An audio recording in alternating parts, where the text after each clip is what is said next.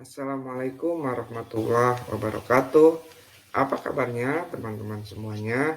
Saya Teguh Gunawan, calon pengajar praktik program pendidikan guru penggerak angkatan 8 kelas 16 tahun 2023. Sekarang kita akan membahas tentang inquiry apresiatif dengan model Bagja. Kita lihat gambar di samping. Apa yang terpikir oleh teman-teman? Ya, betul. Mungkin ada yang berpikiran sama, yaitu yang gambar yang di kiri, yaitu dia melihat ya kekuatan yang dia miliki. Jadi tanah yang ada di depan itu seolah-olah adalah kekuatan.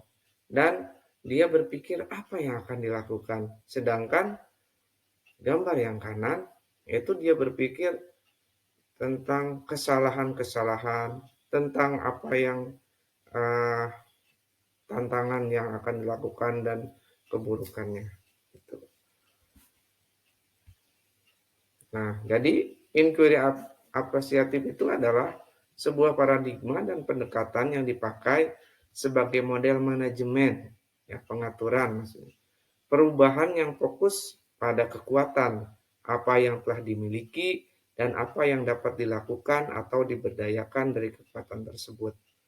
Nah, terkadang kita hanya melihat dari kelemahannya saja. Misal seorang guru berpikir anaknya yang tidak bisa satu pelajaran, dia berpikir anak saya tidak bisa, anak saya bla bla bla. Padahal kita bisa gali potensi yang lainnya dan potensi tersebut kita tuntun. Jadi setiap anak itu mempunyai kelebihannya masing-masing sesuai kodratnya. Itulah tujuan dari pendidikan merdeka ini. Jadi tidak melihat satu, tidak disamakan antara satu dengan yang lainnya.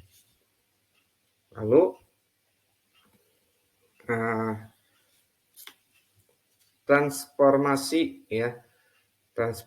pendidikan ini jalannya sangat panjang.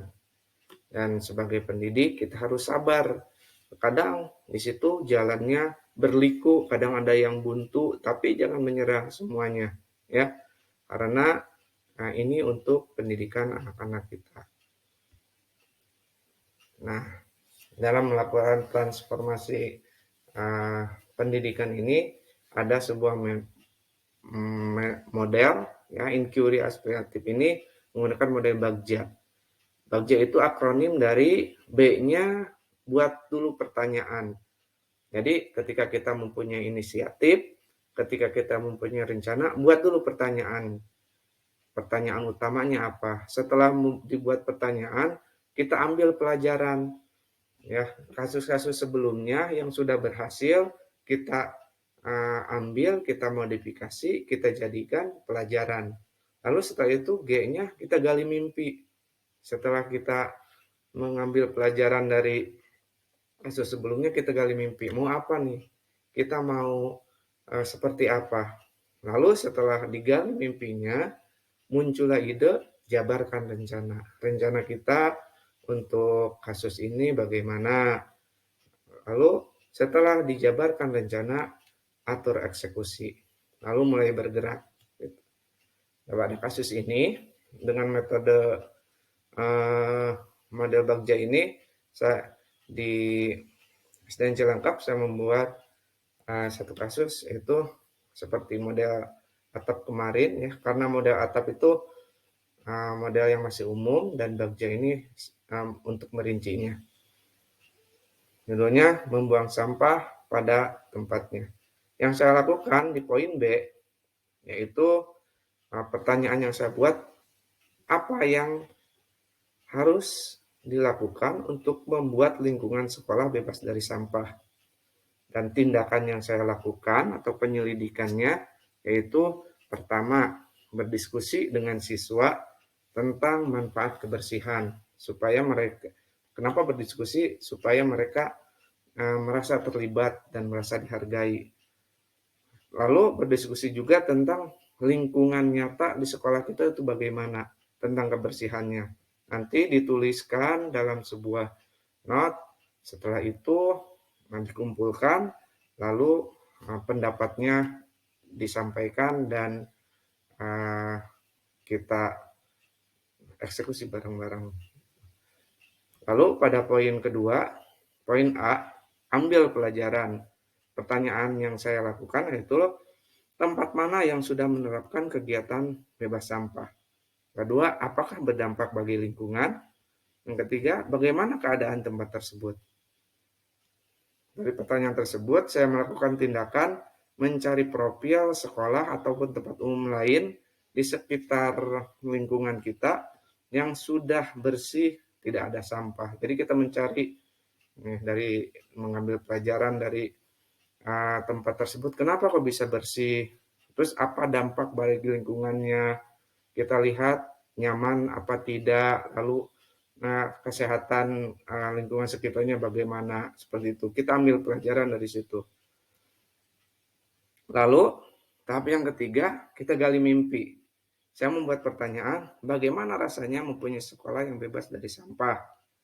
Apa harapan jika sekolah bebas dari sampah? Apa yang akan dilakukan dengan sampah botol plastik? Sedangkan tindakan yang atau penyelidikan yang dilakukan, kita melakukan diskusi dengan siswa. Kalau sekolah kita ini bebas dari sampah, harapan kalian apa? Terus mimpi-mimpi kalian itu apa? Setelah berdiskusi, kita menggali mimpi tentang jika sekolah ini menjadi sekolah adiwiyata di masa yang berikutnya, karena itu merupakan satu cita-cita yang bagus gitu. Bisa tingkat kecamatan, nanti naik lagi menjadi tingkat kota, provinsi, bahkan nasional. Gali mimpi tersebut. Setelah itu kita rancang kegiatan untuk memilih sampah botol plastik, karena banyak sekali botol plastik minuman di sekitaran sekolah. Setelah itu kita rancang untuk menjadikan barang ekonomis, itu dijual dan hasilnya nanti untuk kepentingan bersama, misalnya untuk beli jam di sekolah atau membeli pernak-pernik untuk kepentingan kelas dan yang lainnya. Lalu tahap yang keempat, jabarkan rencana. Setelah menggali mimpi, kita menjabarkan rencana. Pertanyaan yang saya buat yaitu langkah awal apa yang perlu dilakukan, siapa yang akan terlibat dalam kegiatan ini, tindakan apa yang akan mendukung kegiatan ini, bagaimana mengukur tingkat keberhasilan kegiatan. Nah, sedangkan tindakannya yaitu membuat flyer tulisan tentang pemilihan tempat buang sampah, ada organik, anorganik, P3, dan yang lainnya. Lalu berdiskusi membuat jadwal pengumpulan sampah botol plastik dalam kelompok, dibagi kelompok. Setelah itu membuat kesepakatan membawa botol dari rumah untuk mengisi sampah botol plastik. Lalu bekerja sama dengan petugas kebersihan di sekolah dan membuat daftar checklist lingkungan sekitar dengan jadwal monitor. Jadi tiap tim memonitor setiap harinya apakah tempat misalnya lapangan, perpus, belakang sekolah itu sudah bersih. Kalau sudah bersih di checklist, kalau belum bersih jangan di checklist. Lalu yang terakhir atur eksekusi. Nah, pertanyaannya, siapa saja yang akan terlibat dalam kegiatan ini? Siapa yang akan bertanggung jawab memonitor kegiatan? Apa yang dilakukan oleh penanggung jawab kegiatan?